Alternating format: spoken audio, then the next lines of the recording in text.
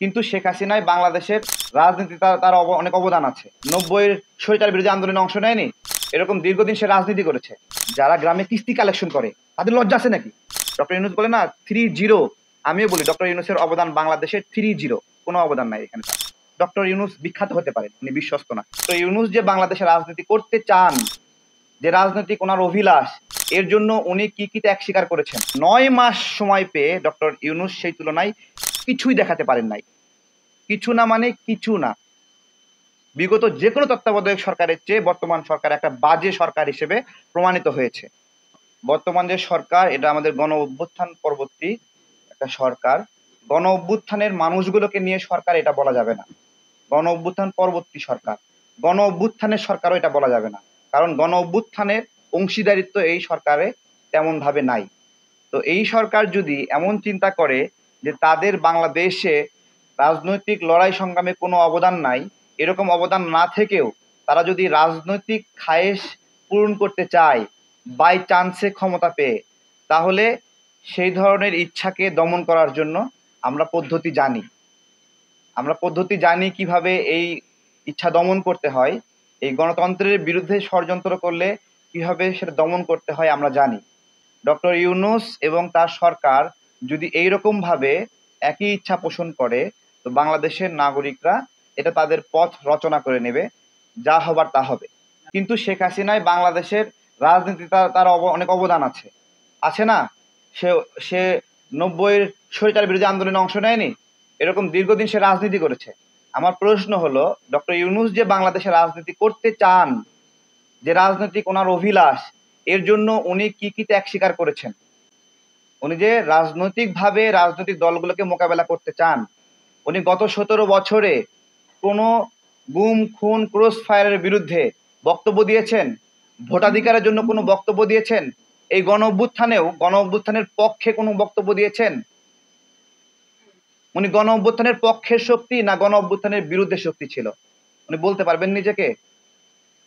বলতে পারবেন না। বর্তমান সরকার বাংলাদেশের পূর্ববর্তী যে কোনো তত্ত্বাবধায়ক সরকারের চেয়ে একবারে নিম্নমানের একটা সরকার। পূর্ববর্তী যত তত্ত্বাবধায়ক সরকার ছিল 3 মাস ক্ষমতায় ছিল, তাই না? এই 3 মাসের মধ্যে তারা ম্যাজিক দেখিয়েছে, 3 মাসের মধ্যে তারা আলো ছড়িয়েছে। 3 মাস পরে মানুষ বলেছে আমরা একটা খুব ভালো সময় পার করলাম। তার তুলনায় 9 মাস সময় পেয়ে ডক্টর ইউনূস সেই তুলনায় কিছুই দেখাতে পারেন নাই। কিছু না মানে কিছু না। বিগত যে কোনো তত্ত্বাবধায়ক সরকারের চেয়ে বর্তমান সরকার একটা বাজে সরকার হিসেবে প্রমাণিত হয়েছে। শোনেন, বিখ্যাত হওয়া আর বিশ্বস্ত হওয়া এক জিনিস না। ডক্টর ইউনূস বিখ্যাত হতে পারেন, উনি বিশ্বস্ত না। উনি বিশ্বাস ভঙ্গ করেছেন। খুব সরল মনে রাজনৈতিক দলগুলো লোভ করে নাই গণ অভ্যুত্থানের পরে, এবং লোভ না করে তারা এই সরকারের অংশ হয় নাই। তারা বলে নাই আমার 10 জন লোক নিতেই হবে এখানে, বলে নাই, তারা লোভ করে নাই। তারা এত কষ্ট করেছে, জেল জুলুম খেটেছে, অপেক্ষা করেছে একটা নির্বাচনের জন্য। একটা নির্বাচন একটা রাজনৈতিক দলের জন্য উপহার। সে অনেক কষ্ট করার পর একটা নির্বাচন পায়, সেই নির্বাচনে সে ভালো অথবা খারাপ করলে জনগণ ম্যান্ডেট দেয় অথবা দেয় না, এইটাই তার জন্য একটা আশীর্বাদ। সেই আশীর্বাদের জন্য অপেক্ষা করেছে। তারা লোভ করেনি, লোভ করে বলেনি এই সরকারের 50% আমার হইতে হবে। সুতরাং এই রাজনৈতিক দলগুলোকে লোভী বলার সুযোগ নাই, বরঞ্চ যারা এখানে ঢুকেছে বিভিন্ন লবিং করে সিস্টেম করে তাদেরই লোভ প্রকাশ পেয়েছে। আমরা লোভ করিনি এখনো।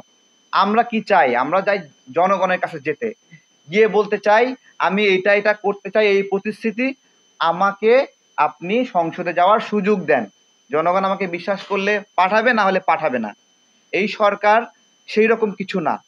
তারা হতে পারে অনেক জনপ্রিয়, একজন আমেরিকায় থাকে, একজন অস্ট্রেলিয়ায় থাকে, একজন নোবেল পুরস্কার পেয়েছে, তো এগুলো আন্তর্জাতিক পরিমণ্ডলে তাদের অনেক থাকতে পারে, অনেক পরিচিতি থাকতে পারে, কিন্তু বাংলাদেশের পরিমণ্ডলে তাদের অবদান 0-0-0, বিগ জিরো। ডক্টর ইউনূস বলে না 3-0, আমিও বলি ডক্টর ইউনূসের অবদান বাংলাদেশের 3-0, কোনো অবদান নাই এখানে। তার কোনো অবদান নাই। গণ অভ্যুত্থানের মধ্যে আমরা জিজ্ঞাসা করেছি স্যার আপনি আমাদের পক্ষে বক্তব্য দেন, কোনো অবদান নাই। বরঞ্চ যখন শেখ হাসিনা সরকার এখানে ছিল, তখন কিছু গোয়েন্দা সংস্থার প্রেসক্রিপশনও ছিল এরকম প্রধান উপদেশ ডক্টর ইউনূসকে প্রধান উপদেষ্টা করা হবে, অমুক অমুককে উপদেষ্টা করা হবে। ওই যে আপনারা মাসুদ করিম, এনায়েত করিমের আপনার ষড়যন্ত্রের কথা আপনারা জানেন না? হ্যাঁ? ডক্টর ইউনূস বাই চান্সে সেই ষড়যন্ত্রের অংশ। কোনো গণ অভ্যুত্থানের অংশ না। যে সিস্টেমে একটা পরিবর্তন আসলে চুপ করে ঢুকে পড়বেন। এরকম একটা বিষয়। এখানে তার কোনো অবদান নাই। উনি দেখাতে পারবেন না। আমাদের দেশের জন্য ওনার একটা চুল ছেঁড়া গেছে। দেখাতে পারবেন না। ঠিক আছে? ওনার কোনো অবদান নাই। জি, আমি আপনাদেরকে স্মরণ করি, আমরা যখন আ গণ অভ্যুত্থান পরবর্তী ডক্টর ইউনূসের সাথে দেখা করেছিলাম, তখন আমরা উনাকে জিজ্ঞাসা করেছিলাম যে, "স্যার নির্বাচন কবে কবে হতে পারে?" উনার একটাই কথা ছিল, "একটা নির্বাচনের জন্য গণ অভ্যুত্থান হয়নি।" ঠিক আছে? একটা নির্বাচনের জন্য গণ অভ্যুত্থান হয়নি। তাহলে আমরা তো কোনো পুলিশ সুপারকে সরানোর আন্দোলন করি নাই। আমরা তো কোনো জেলা প্রশাসককে সরানোর আন্দোলন করি নাই। করছি নাকি? কোনো বিচারককে সরানোর আন্দোলন করছি? আমরা কাকে সরানোর আন্দোলন করছি? রাষ্ট্রের প্রধানকে, একটা রাজনৈতিক প্রক্রিয়াকে সরানোর আন্দোলন করছি নাকি? রাজনৈতিক প্রক্রিয়াকে সরানো মানে কি? ওই রাজনৈতিক প্রক্রিয়াকে সরানো এবং দেশকে রাজনৈতিক লাইনে উঠানো। যে রাজনৈতিক লাইনটা বিচ্যুত হয়েছে। কিন্তু উনি বলছে একটা নির্বাচনের জন্য তো উনি এখানে দায়িত্বে আসেন নাই। তাই না? আমি আজকে আপনাকে বলি, আপনি একজন গণমাধ্যমে সার্ভিস করছেন।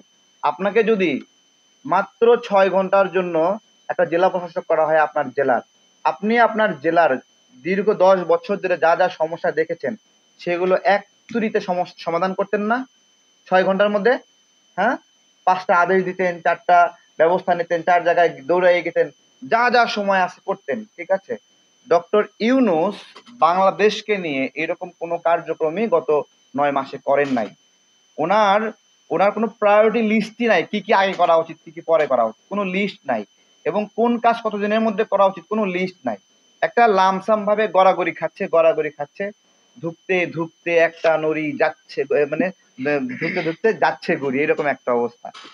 আরে বাবা, যারা গ্রামে কিস্তি কালেকশন করে তাদের লজ্জা আছে নাকি? কি? এনজিও গুলো যারা কিস্তি কালেকশন করে ওদের লজ্জা আছে? আসেনি। মানুষ ভাত খেতে পারে না, ঘরের টিন খুলে নিয়ে যায়। তাই না? তো এই ধরনের মানুষগুলো একটু শরম কম। এটাই আপনাদেরকে বুঝতে হবে। এবং ডক্টর ইউনূস আমরা যারা রাজনৈতিক কর্মী আমাদের পেছনে তার কিস্তি কালেকশনের কর্মীদেরকে লাগাই দিছে হ্যারাসমেন্ট করার জন্য। দেখবেন যে আমাদেরকে যারা হ্যারাসমেন্ট করতেছে ডক্টর ইউনূসের ছবি আছে এবং তারা গ্রামীণ ব্যাংকে, গ্রামীণ ফোনে অথবা ওই যে গ্রামীণ এনজিওতে চাকরি করে। খুব ভালো করে খেয়াল করবেন এই কিস্তি কালেকশন করার লোকগুলোকে আমরা যারা রাজনৈতিক লড়াই সংগ্রাম করি ডক্টর ইউনূস একটু সমালোচনা করলে ওরা এসে আমাদেরকে হ্যারাসমেন্ট করে। আর ওদের তো লক্ষ লক্ষ লোক, এখন লক্ষ লক্ষ লোক আইসা যদি হ্যারাসমেন্ট করে তাহলে তো এটা মনেই হবে তারেক যা বলে সব মিথ্যা কথা। এখন একটা পোল হচ্ছে, পোলে ভোট পড়ছে ৭০,০০০, তাই না? এখন গ্রামীণ ব্যাংকের যদি ১ লাখ মানুষ আসে ভোট দেওয়া শুরু করে দেয় তাহলে তো ওইখানে আমি জীবনেও জিতবো না। কিন্তু সারা বাংলাদেশে ১৮ কোটি মানুষের প্রেক্ষাপট তো এক জিনিস না। ভোটে কেন ডক্টর ইউনূস ফেসবুকে জিততেছে আপনারা বুঝতে পারছেন ঘটনাটা? গ্রামীণের কিস্তির লোকগুলো যুদ্ধ ঘোষণা করছে আমাদের বিরুদ্ধে। যে ডক্টর ইউনূসকে জেতাতে হবে আমাদের বিরুদ্ধে। এই তো? তো দেখা যাবে ফেসবুক দিয়ে কতটুকু বিজয় হয়।